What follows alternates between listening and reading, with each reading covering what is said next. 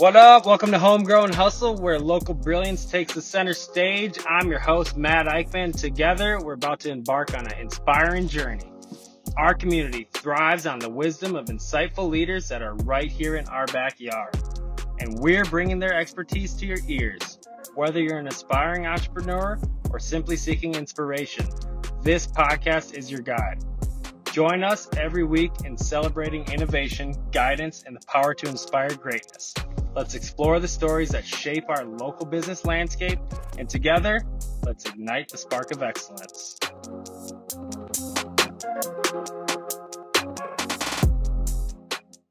What's up, everybody? I'm here with Michelle Sharp. She's the founder of Meet the Minnesota Makers. She's building an intentional community around farmers and artisan crafters, right? You have a tribe of makers, it sounds like, in the conversations we were having. Yes. Tell us how you got there, Michelle. Once upon a time. Once upon a time. You know, I was lucky to grow up just assuming that everybody went to farmers markets. My family would go to art fairs. I spent a few years in grad school in Madison where there's these giant farmers markets. And I just got used to that being part of my routine. But I was always curious about how they got there. Mm-hmm. And then by accident, I started this business where I got to ask them all the questions of how they got there. So it started by accident that I was chopping root vegetables from our winter CSA. We've subscribed, this is like our 13th year with Featherstone Farm of getting their produce, and they have this winter one. And I'm chopping vegetables and realized that our local paper didn't have a food column, just like something to highlight what's going on in the local community. So I cold called the editor and like, hey, what about a food column? And so after some back and forth, he suggested that I send him a sample. So I reached out to a couple of people I knew through Southeast Metro farmers markets.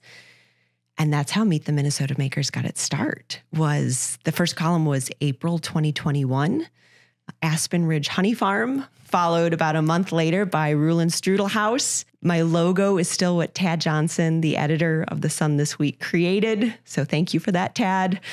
And I got hooked on the stories. I mean, to get to be part of people's passions and how, I remember like Tom Rulin in part was because a friend gave him a sample of like phyllo dough, like that pastry, and was like, you like to cook, figure out something to do with this, right?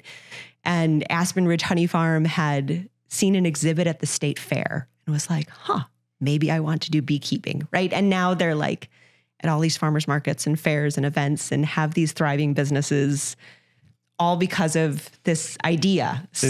They had their own epiphany moment and then they went with it and ran with it. So you did the same thing, and really you have this platform that you help tell those stories, which really connect. Like anything in story form, it allows people to like kind of see eye to eye and then like go and integrate it into their life easier. Yes. So how many have you done to date? Like how many businesses have you interviewed and written about? Features that are actually published. Actually, if I may back up a moment, because I did not fully answer your question. So it started this newspaper column.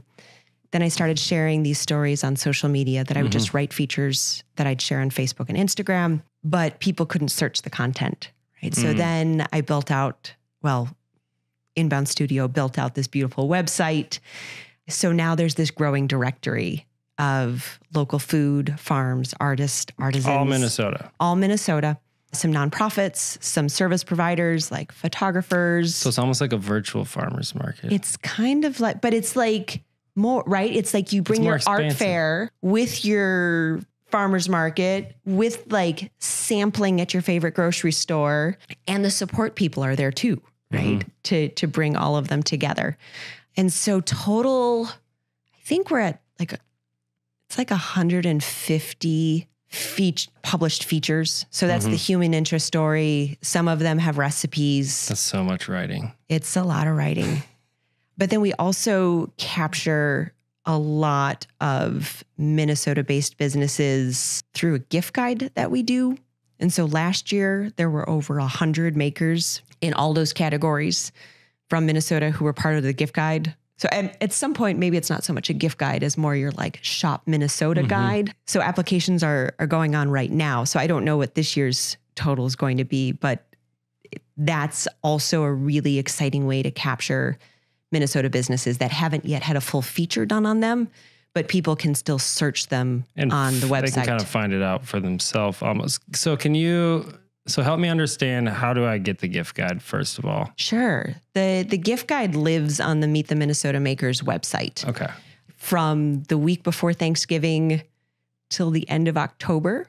Because while we want you to shop local for the holidays and think about Small Business Saturday and all of that goodness, really it's about shopping local year round. And that's the core part of our mission, is to make it as easy and accessible for you as possible. The convenience.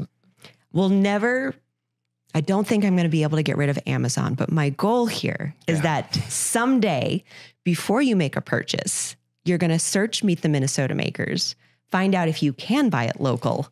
And then if you can't, well, then those big box things are still going to be there for you.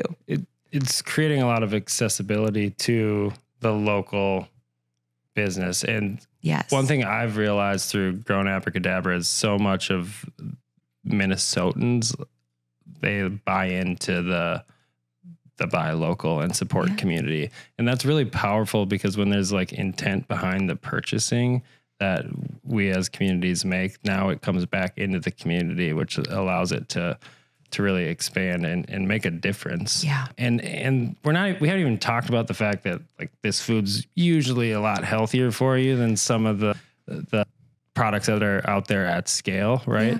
But the stories behind the people, now there's just so much more there than just the calories. And I think you kind of glaze over it. No pun intended. That was good. Baker, yes.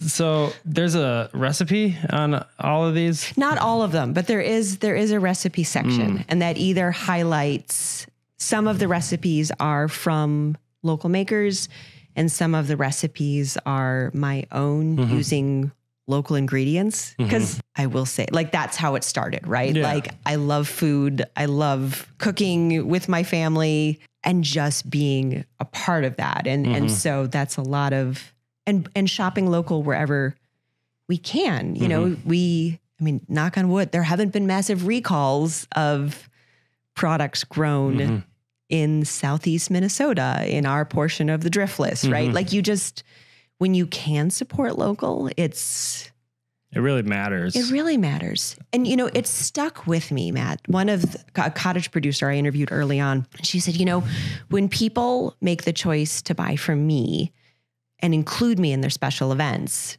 she's like, that money, it really stays right here. Like, I use the income from this to pay for my kids' dance lessons. And we go to the studio that's locally owned, that's down the block. And when people are buying from me regularly, well, I get all of my eggs from Brand Farm, right? And so, like, you get the statistics about when you shop local, how much of your money stays local, but like, that's it in action. And that's very distant from the story, which is where people see the impact, kind of like what you just described. And even that simple description of like how it comes back into the other businesses that are there, until somebody really engages with a business owner or someone that's doing that, it's hard to really see it, because we're all busy doing our own things. But when you have stories and you can tell that, like, that's amazing. So tell me a little bit about like your business journey then, because if we back up, I don't think this was all intentional. You kind of stumbled into it. Yeah. So you're a veteran, right? Thank you for your service. And that kind of led into where you're at now. So let's get to that part of the story. Sure. Well, most people go and get a PhD in Spanish so that they'll then write about local food farms, artisans. It's a typical trajectory. Right? Yes. But yes, I had been an Army officer. I worked with trainees, and I really loved that 18 to 24-year-old age group. And so I taught college. And I think the thing that most transfers is part of what I love about working with that age group is they're figuring out what they love and what the world needs and how that intersects.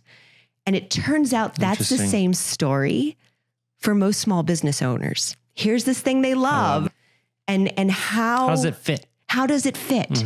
Right? And so I get to be a little piece of that puzzle of helping to make that connection. So yes, like I had said, it started with these newspaper columns. Then we did the social media. I had been working for a local nonprofit at the time. About a year and a half into writing these stories, I was like, I think I'm creating a business. And it was in the midst of a conversation with my husband, who I will just say, like, one of our very first dates was I dragged him to a fondue festival in Wisconsin. Okay, it makes sense. It's in Wisconsin. Because we were both living in Madison at the time. And I've been dragging him to locally based, events ever since. So really, life hasn't changed that much. It's just now I have a platform. Now you're making money with it. A little bit. We're still working on that piece. But building the space for these stories, because what I discovered when I was writing these is that there wasn't like one directory to find this, right? Like, we are so lucky in Minnesota. We've got like the MDA in Minnesota Grown, right? You can search your CSAs and you can find options there. And we've got arts organizations who will tell you about who's registered. But there wasn't anything that allowed for the cross-pollination of those groups. Like the collaboration of all that when it comes together. Right. So this is how, like, I saw this need. And then as I was writing these stories, I also was discovering that a lot of the times your solopreneur in their garage or their spare bedroom who's trying to do all of it, like, they either don't have the revenue to hire out anything, or they don't have enough work to hire a bigger agency, right? And so part of where I then left my job with the nonprofit is people kept saying, well, gosh, I wish I'd known you when I was working on my website or when I was trying to plan out this thing or write this grant. And then you're like, kind of like the granola maker who everyone's like, we love your stuff. You should sell it at the farmer's market. And now they're on the shelves in the co-op. Yeah. I was like, why couldn't you know me when you're writing your website? And why can't I just help you with your About Me page? Like, if that's the project you need to build out right now, let's make that professional. Let's make sure your product descriptions reflect your story. And let's not call it all marketing and branding and such. This is just you telling your story in a professional way. So this was part of building the business, was me figuring out there was this niche and gap where I could wordsmith and they can make macarons or grow their produce or do wood carving, right? Like, I don't know how to do those things, but I am impressed and amazed and inspired. And let me help you tell your story so that other people get why your product matters, why they need it. So we can sell more of your stuff. So maybe you can grow. Because if I have to imagine the people you're talking to and the businesses you're learning about, there's just an incredible amount of passion that's fueling a lot of them. And they're going through this process of becoming a business owner or taking over a business, whatever it might be. Yes. And there's so many things to figure out, but what do you focus on? That's really how I think about it in that early stage. Is there's so many things to focus on, and what do you focus on? And it sounds like you help them realize that the story they already have, it just needs to be presented the right way to support what they're already doing. Right. And you simplify that. And I love that. Yeah. But the intentional community that you're building, that I think, especially in Minnesota, as it continues to grow, because you're 2-3 years in now, like, I think it's just going to turn into this machine that kind of runs itself. Yeah. Yeah. It's only been 2 years full time now. And I made the bad choice of breaking my ankle in the middle of that time. So that did slow things down. Like rollerblading or no, karate? I was a wrong end of an ice skating collision. That was my third choice. Yeah, it was exciting and dramatic. But that's for another podcast. So you figured out you're a business owner. I discovered I was a business owner. And then what did you do next? I figured out what I needed to file with the state to like make it official. Did you already have a name at that point? So I had, my official company name is Sharp Enterprises. Very professional. But Meet the Minnesota Makers is on brand. Is the brand, right? And Sharp Enterprises was the name that I made for the LLC. That's what you came up with when you had to do the paperwork, and now that's right. Because I'm like, because I don't know, and like, what else could Meet the Minnesota Makers be? Mm-hmm. So it felt like leaving that open. Plus, when you were born with the last name Sharp, like you got it. It's a pretty sick last name. Yeah. Yes.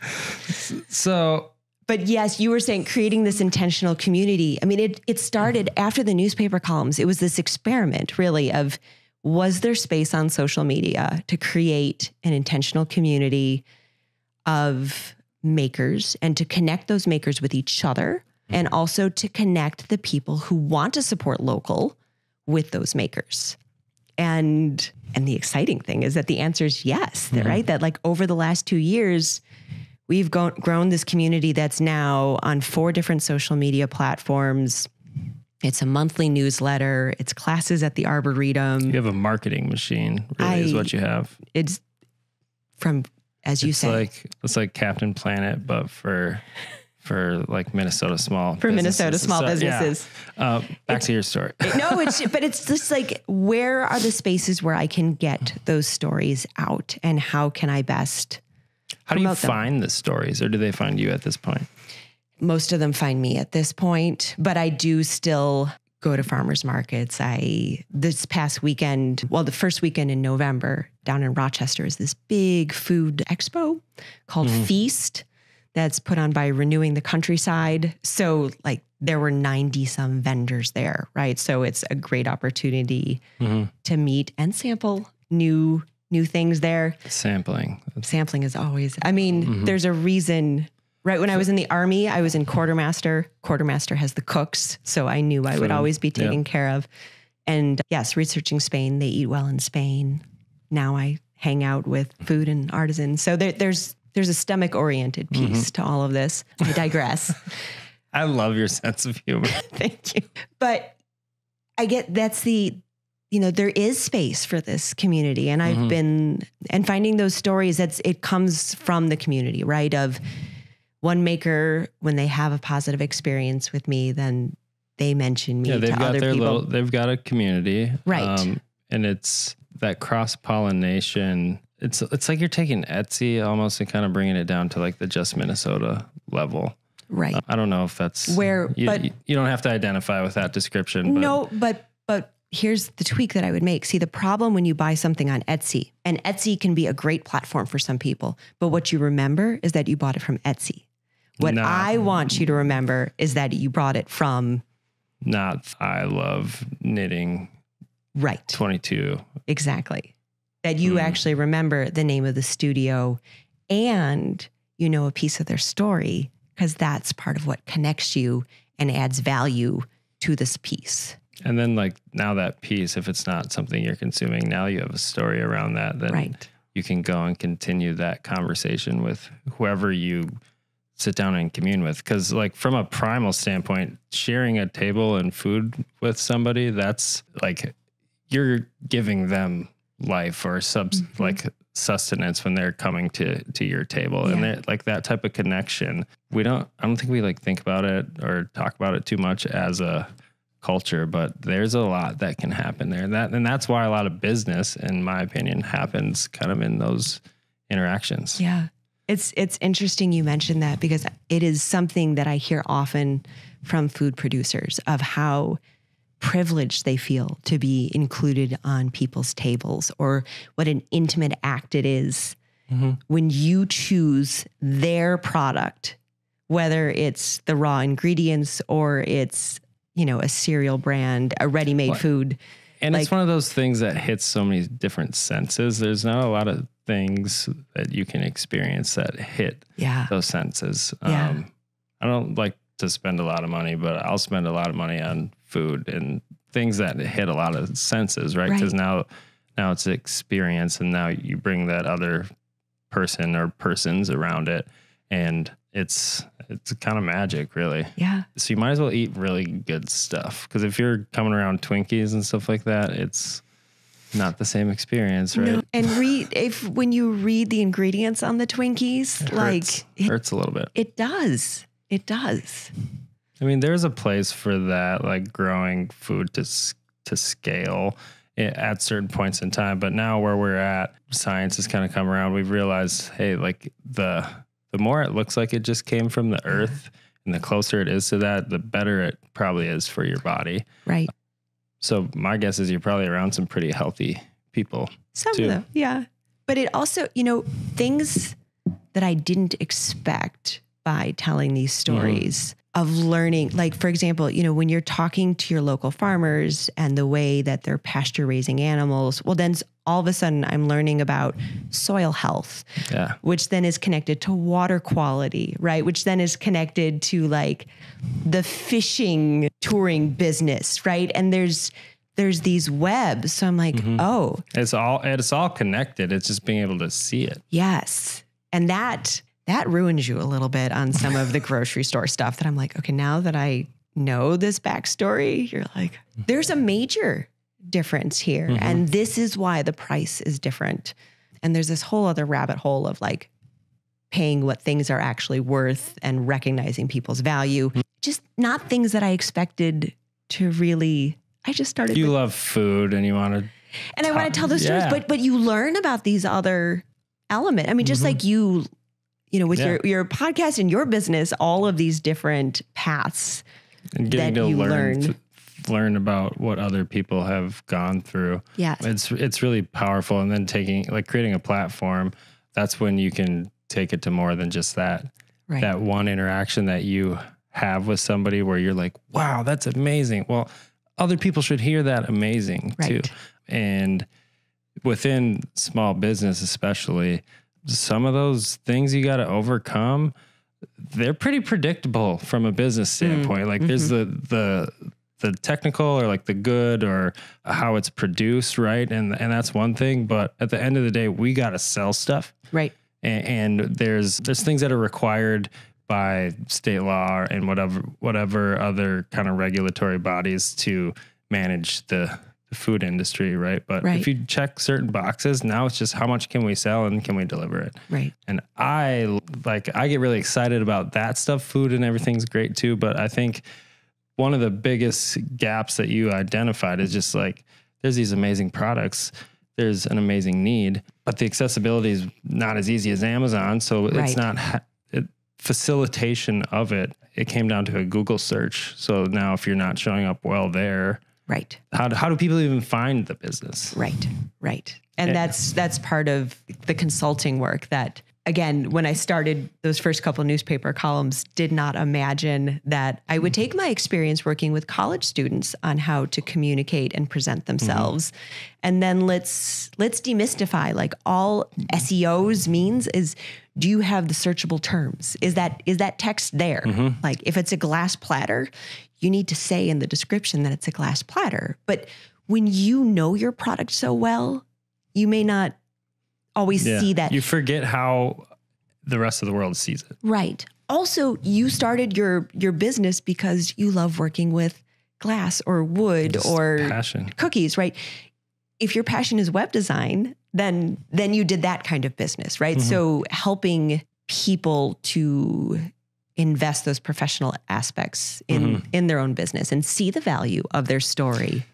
When you're speaking to these business owners and founders, have they all realized that they're running a business? Like that, like kind of secondary epiphany that you had where you're like, okay, this is a thing. Right. Are they there yet? Typically. Occasionally, I've connected with some people who are exploring whether they want to create some sort of artisanal business. But, I've caught people at a range of stages, from people who are in multiple grocery stores, maybe even outside of Minnesota, or whose products are carried in a range of stores, to the person who's had one pop-up market. But they all have like that, I love this, I'm going to do this. And it kind of gets out of hand and becomes a business type of deal. Yes. That's like the most perfectest, I don't know if that's a word, but I'm going to use it. The most perfectest way for a business to start. Because now, like when a business starts that way, it can get through a lot of the tough stuff that the businesses that start strictly around monetizing or making money won't make it through because they don't have that whatever it is to push them through and make them want to keep going instead of just giving up and doing something else. Right. No, these are amazingly creative and passionate people. And I think the challenge is them finding the balance, right? So they don't burn out. That's a big thing. Is it the burnout because they're trying to refine their craft or because they're trying to turn their craft into something that can actually sustain their life? I think some of it may be just workload, period. And some of it is, again, that difference between you do thing X really well and you do thing X really well while running a business. Yeah. Running a business and being a practitioner and doing that at any size, like it's hard. Like you got a lot of hats to wear. And sometimes you don't even know those hats are there, but you have to wear them. So what you're doing, I think from that community building standpoint, it can help support a lot of businesses out there. Cause I know that there's thousands of businesses just in Minnesota that do this, right? Oh, I mean, there's something like over 6,000 registered cottage producers. I don't even know what that is. What is that? So just cottage producers. So a cottage producer is your baker, jam maker, hot sauce maker who is working out of their home kitchen. They are allowed to sell direct to consumers. They can sell at farmers markets if they're in person, but you won't find their products in stores because it has to be a direct to consumer, either order. Can't be like a third party regulated. It cannot be a third party. So there's a registration process through the state. Actually, the first professional organization, the Minnesota, MNCFPA. That's the Association for Cottage Food Producers in Minnesota. The first association of that kind was founded in Minnesota. That's just cottage producers, right? So these, again, like that sounds your like cakes. My grandma. Except for she just gave it to all her kids and grannies. Right. Yes. But if you're selling it, right, then you're supposed to be registered as cottage food. But then you have this next level of, are you in a shared use commercial kitchen? And that's when you can distribute. So then you can be in co-ops and grocery stores on the shelf or other retail locations. You can have a distributor, but you're making it all yourself. Maybe you have a couple of employees who are making it for you. That seems like that gap between cottage producers and that can be that's a big one. A big step? It can be. But then your next step, right? Do you get a co-packer, right? And so like all of these. What scale do you want to do it at? And all of these are Minnesota-based, just food businesses. And you've seen it 150 different times, pretty much. And that's just the features that have actually gotten written up, right? There's a large number in queue that. Yep, we got to get around to writing. That I need to write and get out there and get those stories out too.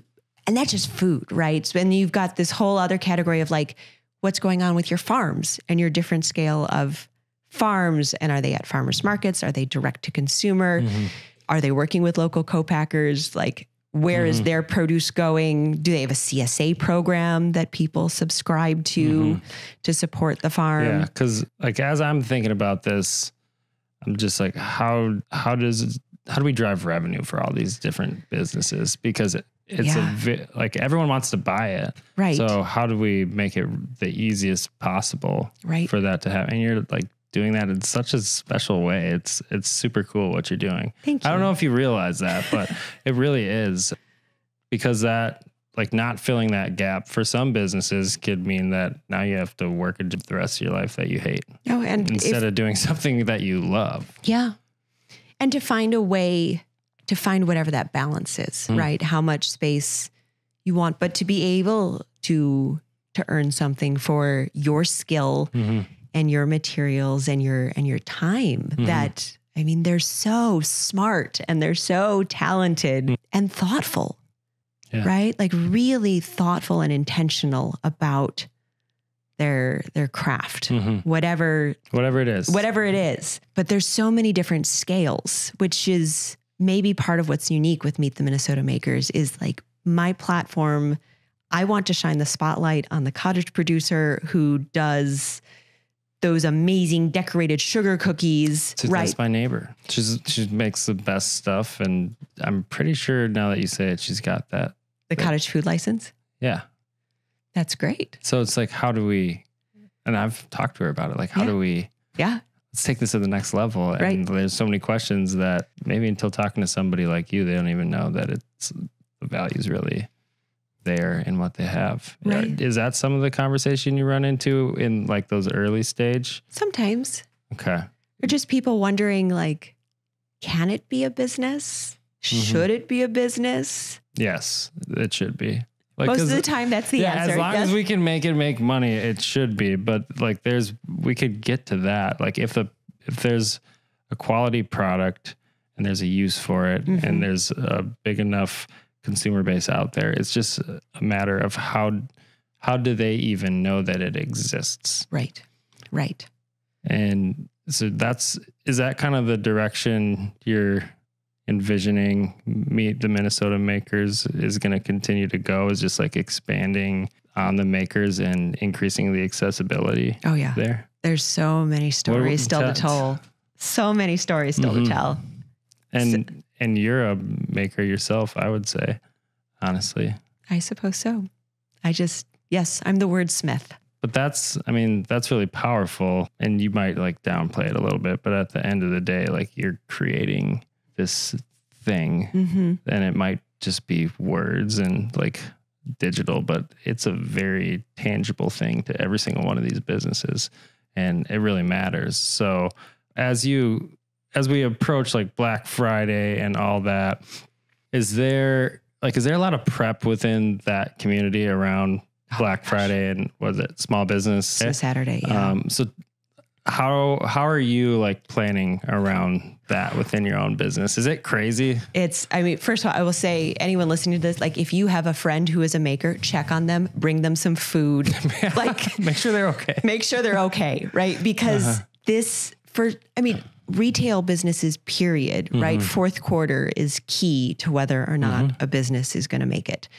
And so for your makers, right, there are so many art fairs, there's so many pop-ups and holiday bazaars and such that they're all at. And when they're there, they're not making their stuff. True. Right? So they are taking part of their time to be there, provide people with that face-to-face experience, the opportunity to ask questions and learn about their products, but they are prepping like crazy. I mean, they'll start, there's a knitter I know, and she starts making like hats usually by like May. I mean, she is working. That's a gnarly prep period. It is indeed. But that's when you make your money, like. So you have to be ready for the winter. But if you are making every single one of those hats by hand, you need to start back in May so that you have the inventory ready for the cold season and gifting season and such. So it is such a crazy time for them. Do you have like 3 keys to success for maker planning? Ooh. Maybe it's too late for now, but maybe for next year, start in May.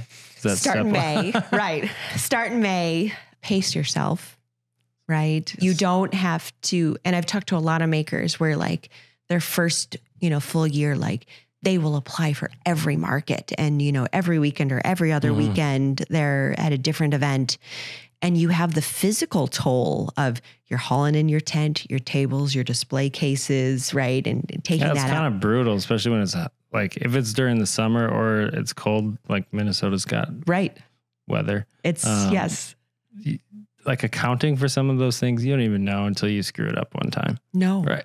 But that's all part of what you have to budget in. You have to make sure if you're shipping your product, right? You have to leave space in your schedule so that you can pack all those boxes, those envelopes. And so many of these makers are doing all of it themselves. And it's a big physical toll. It's a lot of workflow. It is a lot of workflow. And there's also the mental and emotional. I will say I've seen where a lot of makers have shared, it's not a meme, but like little videos on social media of like people who come through fairs, right? And like among their, like if you want to be nice to makers, don't put your drink cup on their nice display table, right? Yeah. Just don't. Damn. What about letting your kids run in there and like grab everything? Yeah, don't do that. Okay. And this is why I don't bring my kids. Don't say to the maker, "Oh, I saw something like this on Amazon." Whoa. Right? That's a punch in the That in is. the face, yeah. Right. Because they got feelings. They do. But people, I don't know, maybe they think they're sort of a wall. But yes, it's one of those of like, I think if makers could ask for one thing at art fairs, like do not put your food or drink down on their display table. So I don't know if I would call myself a maker, but we do a lot of events like this to connect with community. And so I've seen that other side of it. And is there like this little gap between when people are at these events, like they don't want somebody to sell them something, but that stuff's kind of cool? Because really, if the transaction happens, like obviously that's ideal for the business, but there's probably not this big like sales pitch, right? Not within the maker community, at least. You know, I think it can be really awkward of you have, you know, as the people are milling by, right? You've got like a 5 to 10 second window. Hey, 3 for 10. Right? Can I make eye contact with you?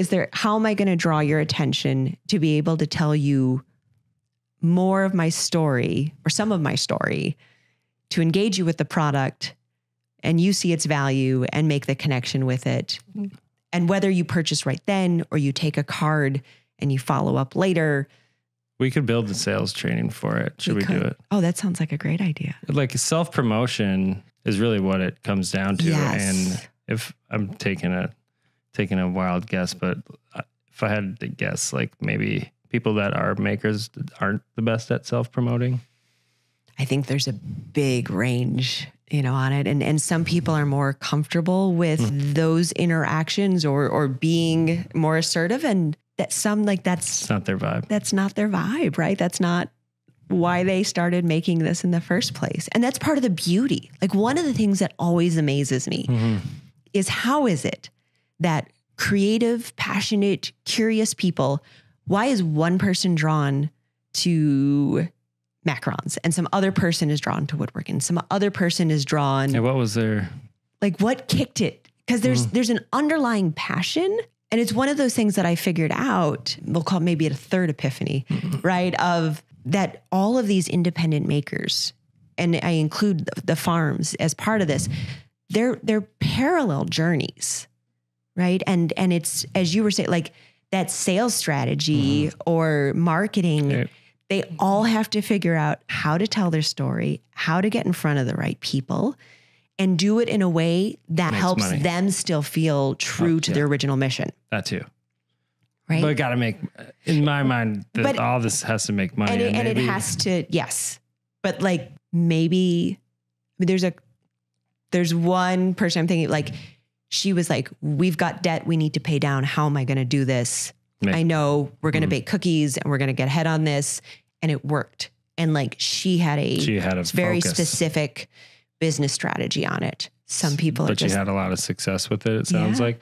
Are there like some things that you see with, I don't know if more successful is the right like term, but the ones that have maybe scaled their business to a larger size, like some of how they think or how they operate their business? I think the sooner they learn how to be really clear about their own value, that will carry them a long way, right? And believing in the value of their product. And that carries because when you start those first conversations about wholesale and what are the margins going to be, right? Like that's part of expanding. And then, but that can be when you start to compromise on whatever is going into the product too. Right. It could be. Typically your small makers, it's not going to be, right? Because it's not really about making money side of it. But they would like to be. And I think on the flip, you know, it's for stores to recognize that wholesale pricing, like it's way different when you're talking wholesale with some big... It's a different business versus an individual maker. So if you are, like Kowalski's will have a gift section that has some local products in it, and I don't know how they run it in the least, but I imagine it's a different conversation when you have that individual maker that you're carrying as opposed to someone who has several SKU items, right? Whether it's a gift item or food item in the store. Okay.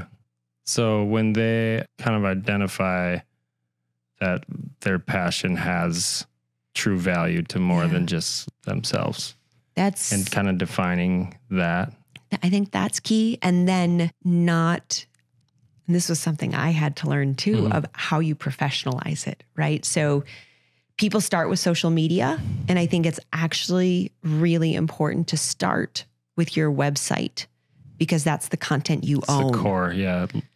And then use your social media to draw people to your website. Use social media to bring your community to your newsletter, right? Because that's your more stable community. And those are the people who are more consistently engaged with you. The other thing I have learned is that more makers need to get themselves on LinkedIn representing their businesses. A sleeper. LinkedIn's kind of next level, and it's very underserved right now from any type of content standpoint. Yeah. But especially if you're trying to scale a business, you can really easily figure out who you need to talk to at a certain organization. Right. But not if you're not on LinkedIn, you can't. No. Because people don't go on LinkedIn to doom scroll, right? They're on there to get something done. That hurts. I don't want to go anywhere to do that.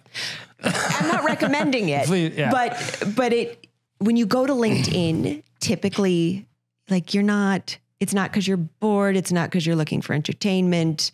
You're going there with more of a purpose. And I know makers who have then shared on LinkedIn, and that's when you connect with more store owners or buyers. Or there's been a couple of cool stories of makers who came to workshops of mine and followed some of what I suggest and how to use LinkedIn. And then, they connected with a local housing developer who bought their products to use as welcome gifts in the new houses. Yeah. Right. And they wouldn't have connected with that builder on Instagram. And Instagram can have its place. Facebook can have its place. But this is business. And so maybe that's what it all boils down to. Treat your business like a business. Once you realize it is a business. Which is part of the journey. So you said epiphany earlier. That was your tray epiphany, your third epiphany. Yeah. I came up with that and I had to let you know. Yeah. So for our listeners, we've got a mostly hyper-local Minnesota group of listeners. So if they're trying to support these local businesses outside of going to your website or following your newsletter, are there, how can they go find these events, these art fairs, or these places where these makers are coming together? Is there, because there's not an event schedule at scale for the Twin Cities area? No, you can. So the MDA does have a listing, the Minnesota Department of Agriculture. You're going to have a listing for farmers markets. Okay. You have a listing, I think I already mentioned, CSAs, right? Of where you can connect directly with farms to subscribe for meats, for breads, for produce. Things that it's more than just that's my type of subscription. It's a good thing to get. I think that's part of the challenge is there's not one source. So one of the best ways is for makers who you really like, subscribe to their newsletter because they're going to let you know when they're going to events, right? And then you start to build knowledge and awareness of these different events. I share events with my newsletter subscribers. It is a place where social media can do some good, right? Because makers will share about those events on their pages. They can share parts of their story and those events so that those connections can happen. Right. But there's so much of it happens right around Black Friday, Small Business Saturday. Yes. That you got to kind of have a plan for where you're going to go if you're going to like physically go somewhere to purchase this. Well, specifically for the holiday season, something that we got a lot of positive feedback on last year with the gift guide is that we ask makers to list up to 3 retail locations where you'd find their products and up to 3 events. So at least between... Next steps. I love that. So at least between Thanksgiving and Christmas, the gift guide, once it's published the week of Thanksgiving, like that'll give you a big listing throughout the state, right? Not just like the whole Twin state. Cities, like the whole state. I mean, I have makers who are, oh gosh, last year we had people down in Leroy, we had people in Winona, we had people from Bemidji. So that's where I like. This is amazing. The local things are not just happening in the Twin Cities, right? I want to connect you with. Well, locals, I mean, that's all about perspective, It right? is. And hyper local. Hyper local, yeah. But And we can go very hyper local in the Twin Cities, even with some of our urban farms, right? If you're really looking to just source it within a very small radius. So outside of the organizations that kind of pop up to support these smaller communities, are there like education tools or other learning resources that you've kind of come across that these makers are part of? Well, my single favorite networking group that I'm now on the board for is Women Who Really Cook. And sounds like a badass networking group. Well, it is founded by one of the most innovative women I have met, Sue Zellickson. She just celebrated her 90th birthday. Word. And she founded Women Who Really Cook over 30 years ago because she was annoyed and frustrated by the lack of support for women in the food and beverage industry. So it's an organization that's open to, oh my gosh, anyone from food writers like myself to makers and farmers and food photographers, stylists, right? And their meetings, again, you're always fed. I always learn something. These are the best organizations. Right?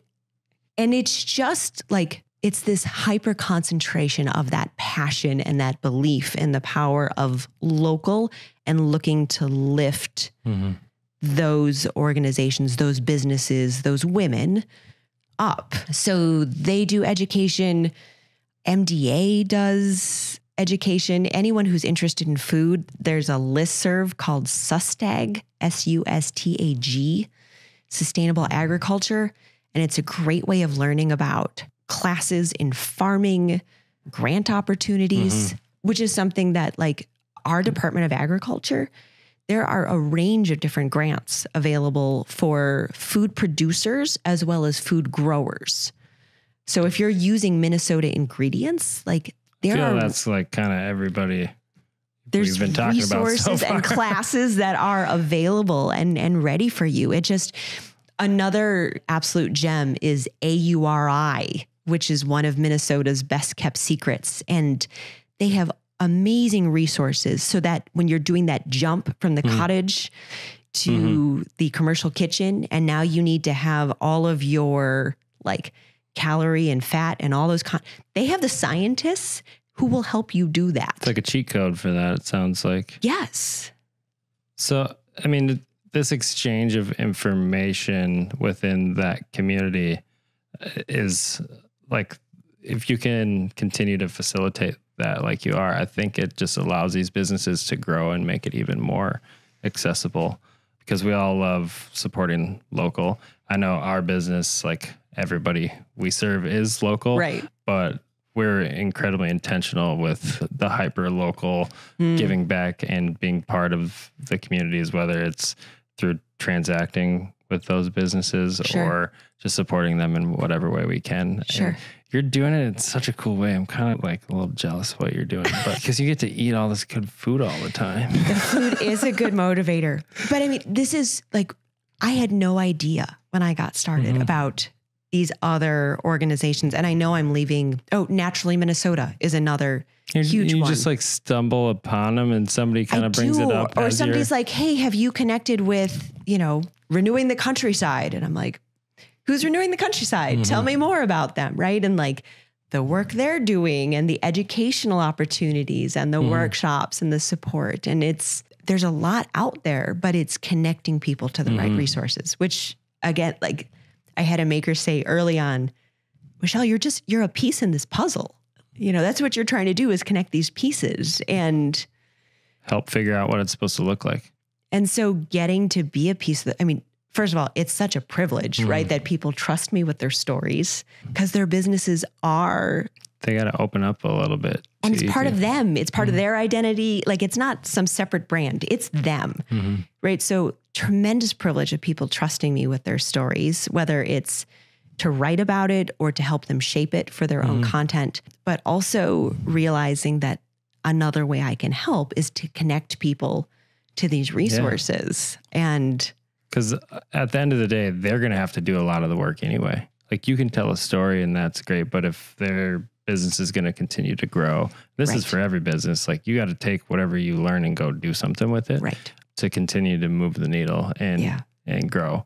So that, I think, your story being part of all these other stories, I think for the community, if we fast forward, it's just going to empower a lot of like the next generation of small businesses to hopefully see opportunity in like just that artisan type of like life trajectory almost. Because it went from, this is what everybody does, like, you don't really get to monetize this, you just survive by doing these things, to we make it so easy we almost forget how to do that. And now we're realizing, hey, this can be business. If the consumer purchases this way, how do we produce it so that they can purchase it, but it not be done in a sketchy way? Yeah. Yeah. I like what you said about future generations. It was when I went to the local feast down in Rochester. So my 12-year-old came with me as my co-pilot, and like, her celebrities are like, oh, there's Fiddlehead Knob. You wrote about them, right? Like, these are her, awesome. Like, the people she's excited to meet. And my kids recently, so I have an 8 and a 12-year-old, 2 girls, and they recently opened a store in our basement where they are selling their dress up clothes and other I love this experience. But they made for my husband and I, they made little wallets with cash and credit cards. And so the credit cards had written on them, shop local. Right. And I'm like, gosh, that's so awesome. Like, okay, well, at least you're listening and you're seeing. They're paying attention. They're paying attention and you're seeing some value. Sometimes you get a little annoyed at farmers markets when I keep talking to people, and that's fair. Yeah. They're like, yes. Yeah, I get that. And they're definitely more excited when like a baker invites us to sample product than, say, a pork producer. That adds up. Yeah. Has things for us to sample, but it's just cool to see their understanding. And for me, I guess also under that privilege, right, of seeing through their eyes of, there are so many types of businesses that are possible. Whatever. Yeah. And you can do whatever you want. Which is really amazing. It's empowering for them. Yeah. I like that. We should probably, I know you got to get to picking your kids up here quick. I've asked a lot of questions. I'm sure some of our listeners are going to want to get in contact with you or somebody on your team. What's the best way for them to reach out to you, to hopefully get their story told or be part of the holiday? What was it called again? The gift guide. The gift guide. Sure. Simplest place to start is meettheminnesotamakers.com. There's a contact form on the website where people can send inquiries. The application for the gift guide is on there as well. Obviously, Instagram, Facebook, Ambit, which is a local social media, and also LinkedIn. On LinkedIn, you'd look for Michelle Sharp instead of Meet the Minnesota Makers. But the website's probably the best place to start. And for people looking to browse, right, once it's available, I should mention, little perk if you are a newsletter subscriber, that some of these makers volunteer discount codes, but those are only for Meet the Minnesota Maker newsletter subscribers. We're not going to post those. So in the main not only gift are guide. you making it really easy for people to find these products, but now the makers who make the products are making it even less costly. Yep. So I'm definitely going to subscribe to this now. And so all of you should too, as long as you support local, which I hope you do. I certainly hope so too. And you'll make your list of favorites, and then you're going to have this as a resource. So no scrambling for Mother's Day, graduation, birthdays, right? Because Michelle got you dialed in. We're going to set you up with all kinds of talented, creative local makers. And those gifts are so cool when you give those gifts too, because it's not like, oh, sweet Best Buy gift card. Nice.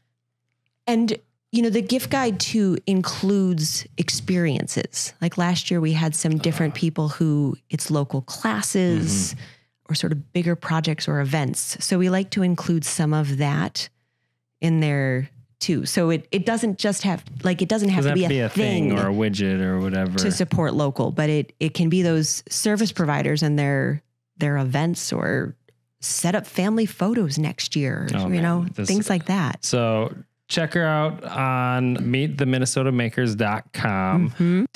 Does anyone call, like, do you have a phone number? Is that now? Just fill the form out. Fill the form out. Fill the form out.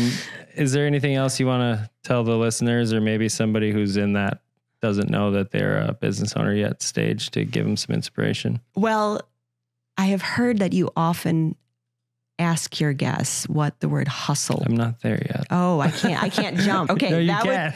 That would be my, because I was thinking in that of really, it's just have the audacity to show up and keep showing up, and you'll figure it out. You don't have to have a business background. You don't have to have had experience in this. There's support out there. When you ask, you got to look for it. You have to look for it, but there's a lot of support out there. And it turns out, even just among your friends, you're going to have people who are just ready to lift you up and push you forward in this. But, you know, people, whether you're going to manifest or, you know, say it out loud, put it in your journal, like, believe in it, believe in your value, and just show up. I love that. And is that how you define hustle? That's, I think, how it is. Just you're the first guest to jump. Sorry. Yeah, that's okay. I like it. No, I like your style so far. He hasn't kicked me out yet. No, not yet. But no, I think that's really it. You just, well, you're doing something really, have to show really up. special. And the amount of learning I'm sure you've been able to do for your own business. Oh, yes. Like the impact it makes when you're around that many business owners.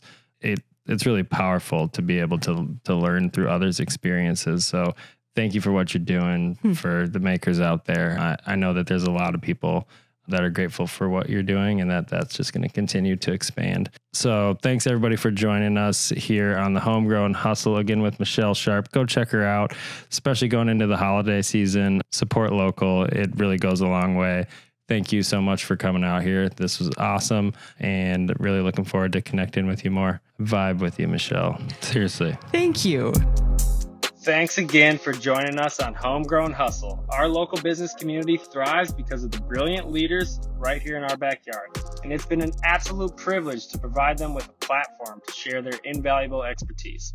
Stay tuned for more insight, wisdom, and inspiration from our local business champions. Don't forget to subscribe, rate, and review us on your favorite podcast platform. Together, we'll continue to nurture and expand our homegrown success stories. Matt Eickman signing off until our next insightful episode.